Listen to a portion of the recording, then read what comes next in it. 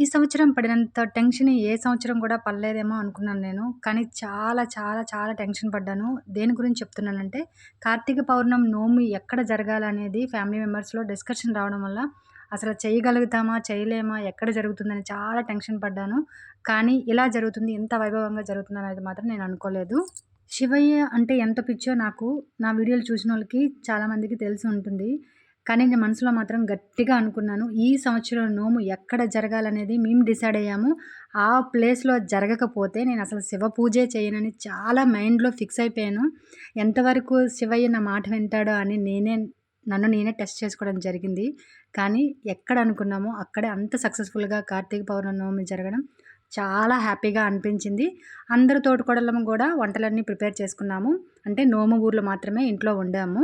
ఒక్కొక్కరు ఒక్కొక్క పని చేసుకున్నారు. క్యాటరింగ్ అంతా భోజనాలన్నీ బావగారు ఇచ్చేశారు. అందరికీ భోజనాలు పెట్టాము. మేము కూడా సక్సెస్‌ఫుల్‌గా పూజ జరుపుకున్నందుకు ఆనందంగా అందరితో కలిసి భోంచేయడం జరిగింది.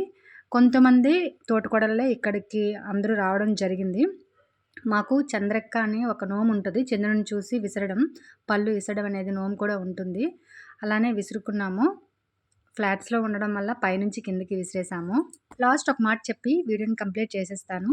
ఎందుకంటే ఎన్ని మనస్పర్ధలు కుటుంబంలో ఉన్నా పూజలైనా, వ్రతాలైనా, నోములైనా, సెలబ్రేషన్స్ అయినా ఫ్యామిలీ మెంబర్స్ అందరూ గ్యాదర్ అయ్యి చేసుకుంటే ఆ హ్యాపీనెస్సే వేరు కదా! కొంతమంది ఒంటరిగా ఉండిపోతారు. ఎందుకో నాకు తెలీదు. ఆ ఒంటరిగా ఉండి ఏం సాధించాలనుకుంటారో ఏమో నాకైతే అస్సలు అర్థం కాదు.